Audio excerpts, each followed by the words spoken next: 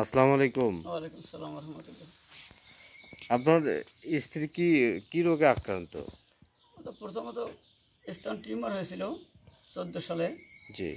তখন রংপুর মেডিকেল কলেজে অপারেশন করা হয়েছিল 15 সালে। অপারেশন করার পরে মোটামুটি ওষুধপাতি খায় কিছুদিন একটু স্বাভাবিক ছিল। 18-19 সাল থেকে খুব বেশি অসুস্থ হয়ে পড়ে। 19 সাল থেকে রংপুর মেডিকেল কলেজ হাসপাতালে কেমোথেরাপি দেওয়া হয়েছিল 6টা, 20 সালে দেওয়া হয়েছিল 4টে, 21 সালে দেওয়া হয়েছিল 3টে, 22 সালে আবার দেওয়া ছিল 4টে, তারপরে মহাখালী ক্যান্সার হাসপাতালে রেডিওথেরাপি দেওয়া হয়েছিল 19টে, বগুড়ো জিয়াউর রহমান মেডিকেল কলেজ হাসপাতালে ওখানে রেডিওথেরাপি দেওয়া হয়েছিল 1টা। এখন কোন পর্যায়ে মোটামুটি আছে? এখন আগের চেয়ে অসুস্থতা খুব বেশি আর কি। এখন শ্বাসকষ্ট সবসময়, ও নিঃশ্বাস নিতে চিকিৎসা কষ্ট চলতেছে হচ্ছে। কিভাবে? এখন চিকিৎসা তো আমি বিগত দিনে 20 বছর গার্মেন্টস চাকরি করেছিলাম, মোটামুটি 30-এর ঊর্ধ্বে বেতন পেয়েছি এবং আমার চাকরি রিটায়ারের পরে আমি 3.5 লক্ষ টাকা পেয়েছি। সমস্ত টাকা খরচ করার পরে বর্তমানে আমার প্রায় 3 থেকে 3.5 লাখ টাকা ঋণ আছে।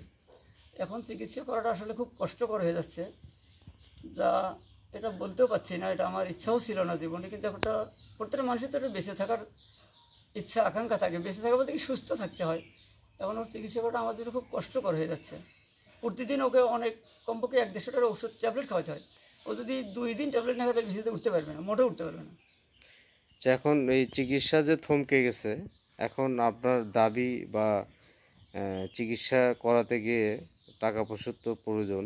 সেক্ষেত্রে আপনার এখন চিকিৎসা কি অবস্থায় চলতেছে? এখন মোটামুটি কোনো রকম ঘরে শুধু ওই ব্যথার ট্যাবলেট, যখন একটু ব্যথা ওঠে ব্যথার ট্যাবলেট, সর্দি জ্বর হলে হালকা পাতলার উপর চলে যাচ্ছে। আমি আসলে টাকার জন্য গ্রাম ও মহল্লার কাছে টাকা চাইনি, অবশ্য এটা আমার ইচ্ছেও ছিল না। তবে আমি সরকারিভাবে ইউনিয়ন পরিষদ থেকে উপজেলা পরিষদ, জেলা পরিষদ থেকে এমপি পর্যন্ত সবার সাথে কথা বলছি। আসলে আমাকে কেউ একটা টাকা দিয়েও সহযোগিতা করেনি। আমি ডিসি স্যারের সাথে সাইন নিয়ে সমাজসেবা 2বার কাগজ জমা দিয়েছি। 20 সালে একটা দিছি, 22 সালে একটা দিছি, কিন্তু ওখান থেকে আমি একটা টাকাও অনুদান পাইনি। যার জন্য এখন আমি যদি পরিবার পরিজন নিয়ে এখন কেমন? খুবই কষ্ট করে দিন যাচ্ছে আর কি। আসলে আমার চলাই কষ্টকর হচ্ছে, কারণ ওর ওষুধ জোগাড় করা। আমি এখন শেষ মুহূর্তে বাধ্য হয়েছি আর কি।